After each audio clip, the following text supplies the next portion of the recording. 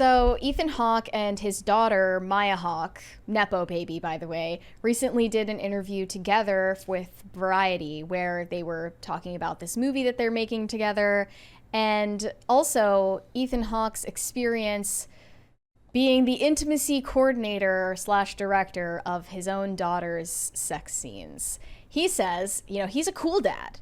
He's totally comfortable with it, and he couldn't care less. That's what he said. And this is for a movie that they're making about Flannery O'Connor, who, if you didn't know, is a quirked up, shouty short story writer, Southern Gothic author. Thank you! Thank you! Hold, please. It's party time. Thank you. Flannery O'Connor is also a Catholic author, which, if that's put into Hollywood's hands, they're going to twist it and make it horrible. It's like if they announced a biopic on J.R.R. Tolkien. It's like that.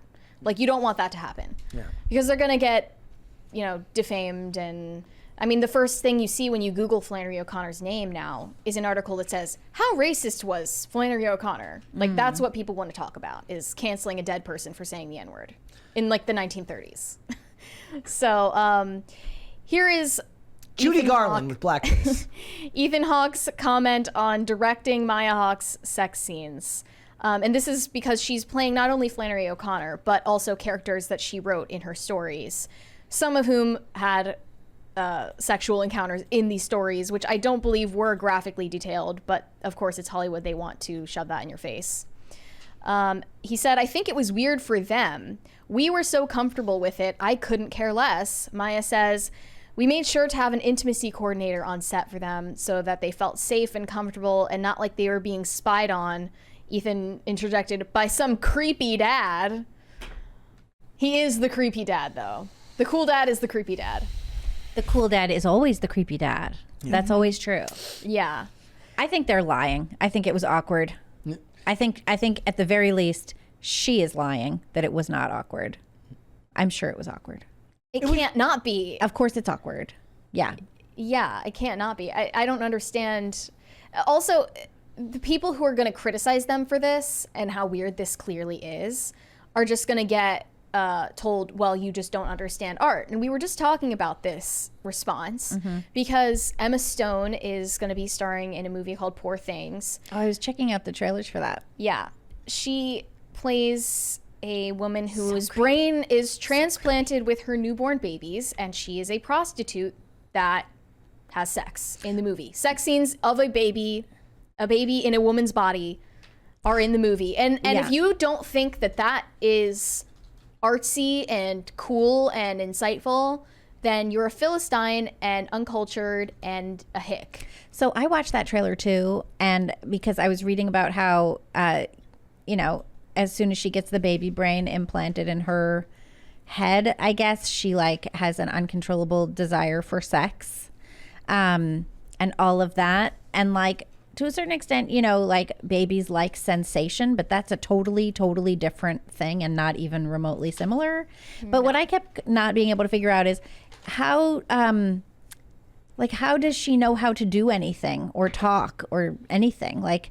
Is there a whole thing where there's a physical therapist or a mom or somebody teaching her how to do stuff, and it takes years and years for her brain to develop? Well, she's made this way by a Frankenstein-like character, so I don't think any of it is supposed to be realistic. Well, that was I just kept getting hung up on that. How can she talk? You know, this is not a My Fair Lady type of situation. It's feminist because she hits men when she's mad at them, because babies, I guess if they had the ability to, would hit people. I didn't find that with any of the babies I've ever encountered. But yeah, I think that movie is going to probably be visually stunning and horribly disgusting. It looks really good, visually. It's beautifully. It looks really visually it's colorful interesting. And it's got neat shapes. Sort of like baby colors. You're looking up at there's some mobile in the sky. It's shot like that. Yeah. But then the real subject matter is extremely sinister and disgusting and pedophilic, honestly. I think so too. Aside from that, But it got rave reviews, of course. Everyone loves it. And what was it, Venice? Is it at Venice? Yeah. If you don't condone that, or if you don't condone a father directing scenes where his own biological daughter is in compromised positions and is hypersexualized, if either of those things make you feel a little bit weird inside, you think maybe this isn't about art, it's about making our culture more coarsened and desensitized to sexuality, then you're just incapable of understanding art. I would not want to pretend to be having sex in front of my father. I just wouldn't want to do that. Most people wouldn't. No, and I bet she didn't. And I bet it made her feel weird. Well, if she is raised in the Hollywood sphere all her life, maybe this is something that she would consider as normal because she's been conditioned to think that this is normal. Yeah. Well, if that's the and Hollywood that there aren't sphere, then we got to burn that down, boundaries. That's a problem. And that there aren't normal boundaries between children and adults either. Yeah. Product of the work environment there. It's just always been that way. Yeah. It's gross. Yeah. I think that's also terrible. Ethan Hawke had Maya Hawke with Uma Thurman, who he's no longer with, as you might know, because he cheated on her with the nanny. Very stereotypical. And now he's got 2 kids with the nanny. And I was saying, like, he has 2 kids with the nanny. They're married. They're long term. It wasn't a fling, if that makes it any better. Like twice as long as he was married to Uma Thurman. Oh, so wow. he found true love in the nanny. But I was saying this is very like primal and biological because you're going to be attracted to the woman that is taking care of his kids. I always thought that too. Like that would be sort of an obvious, your wife is too busy to take care of your kids, but this lady is like, but it also makes irons your sense shirts if now you and then. happen to hire a hot nanny. She is attractive. The nanny Like, looks like Reese Witherspoon. You should probably go for a homely nanny, if any. Like, look, Uma Thurman's out here in Kill Bill. And he's just like, look, this lady's taking care of the kids. This is great. She looks like Reese Witherspoon, and then they got married. I didn't think she looked like Reese Witherspoon. I thought she was less attractive. But than Reese Witherspoon. I do think there's room. I was telling you earlier. I do think there's room for a joke if they were to make a movie about their life where everyone makes fun of them. They're saying, "You left your wife for the babysitter. She's not a babysitter. She's a nanny. It's her different. career. It's a career. Exactly. She's not a girl babysitting after school. She's a professional."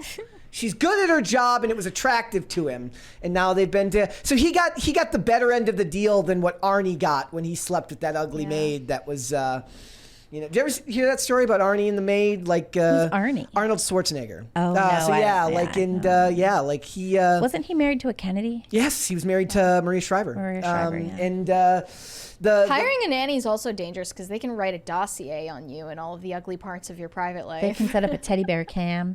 And they said, I said the Arnie's maid nanny wasn't hot. But the point is that they point out that like his wife, Maria knew the nanny. They were friends. They were on speaking terms, and they had sex in their bed. And then the Bill Burr skit is like, he's like, why did Arnie get all the flack in that? Why didn't the maid get any of the flack? He's like, she knew his wife, slept with him in their bed. That's first ballot down the checklist Hall of Fame whore right there. Perfect, but she got no flack because it's not her marriage vows that she's breaking. But I mean, adultery, like everyone it. should be on board. Like you should never sleep with a married person. That you're not married to. Of course, but what he did was worse because he's ruining his own marriage. But she shouldn't have done it either. I believe that it's still adultery if you're a person who's not married and you sleep with a married person. I think that's adultery also.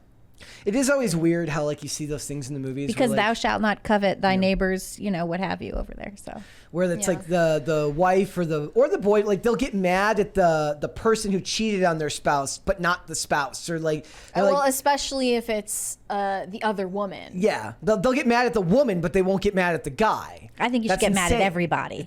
Everybody should be gotten mad at. Yeah, I think. So for Maya and for Ethan, like, look, Training Day was great, but I just don't know if this is necessarily the thing. The other thing too that they're forgetting is sex scenes are always awkward on set. So to say that they're not awkward is just a lie. There needs to be a real reckoning on intimacy coordinators in Hollywood, and people need to realize why they exist. And it's not Okay, intimacy coordinators exist because people are uncomfortable doing sex scenes. Period. Everyone is uncomfortable simulating sex on camera or having sex for real on camera for their job, at the risk of losing their job if they refuse to do it. Everyone is uncomfortable with that, male and female. Michael Douglas wore a full body stocking. It's uncomfortable. Everyone's uncomfortable with it. And the intimacy coordinators don't exist to make everyone feel happy and safe. They exist to protect studios from liability for the very risky situation they're putting themselves in. They didn't used to exist either. I remember when intimacy coordinators came into entertainment and theater and film, because it was like in the obscenity laws went away and the intimacy coordinators came in to fill the place. After Me Too. It was, but I mean, it was before, it was like sort of in that realm. It was like 2015, 2016. We really started to see them. Like that's when it started working its way into everybody's off-Broadway budget too. Still waiting for like one of these guys to break the glass ceiling on male intimacy coordinators and really get that job. I need you to prove that it's possible for the men. Possibly a male to female intimacy coordinator. We're gonna need that. Also, it's I still remember. I think it was they did an interview with some adult film star who had to do who was hired to do a scene in the first season of True Detective. And then they were talking with like either Alexandra Daddario or one of the other stars, where they basically said like, and the director goes like, okay, and like time to get naked and be on set, and like all the adult film stars are just like, okay, like get naked really easily and like get into place, and it's completely normal for them, right? And all of the non-porn actors are like timidly like, I'll take my robe off at the last minute, and the porn stars are like, I don't get it. You know what I mean? We always had that because I went to theater school, and we always had that with dancers. So like acting students and theater students would always be very, sort of like closed up. Yeah. And then the dancers would come in and they would be like half naked and whatever, and they would just not care. They would just get undressed in the, like right outside the rehearsal room. And everyone else was just like, But yeah, that was always a funny dichotomy, the theater kids and the dance kids. Why do you think that is? Because is dance considered more inherently... You're just way more in touch with your body when you're dancing. You have to like move around all the time. Yeah. Whereas, for actors, and for actors too, like it takes a lot for an actor to be okay with being ugly. Like a lot of actors, and this is something I always noticed. I'm working on that every day, guys. Don't worry. I always noticed this in school, but like... An actress would always pose a certain way, and it would like almost, it could hinder the honesty of the scene, because you're like trying to pose in a way that doesn't show off, I don't know, your cellulite or whatever. Yeah. So it was just a different approach. It's inherently restrictive because you can feel the self-consciousness. You would like see, and dancers were that's what it is. And dancers were way less self-conscious. And then a lot of times but they weren't naked either. I mean, they were just like being different.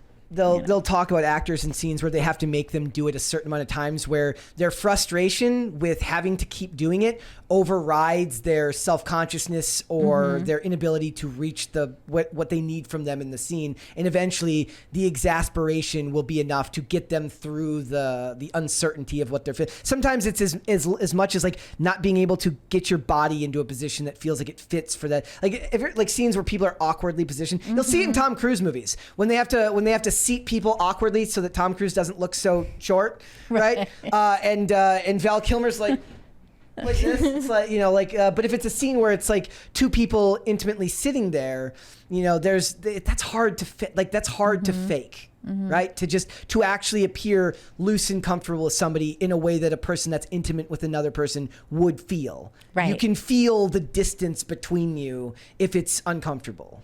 I always have that too. Like if I record an interview if I'm doing an interview with someone and I record it, we'll have this like perfectly good conversation beforehand, and then as soon as I'll be like, oh, I'm gonna just flip on my recorder for this, everything changes.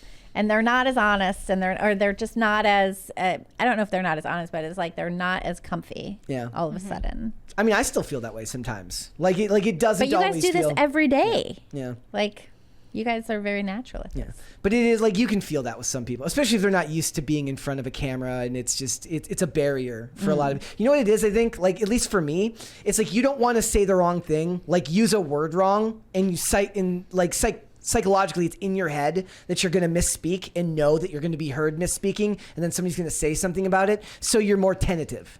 Right, than that's you would be that's normally. perhaps true. Whereas if you're having that conversation with a friend and you say something and you use the wrong word for something, for instance, but they know what you mean, that doesn't matter there. But it does when you're communicating to a large audience of people you don't know personally. So. My final thought on this is I don't trust Hollywood to make anything that is remotely related to faith, or especially Catholicism and Catholic figures, people of the Catholic imagination, people who've contributed to the Catholic imagination.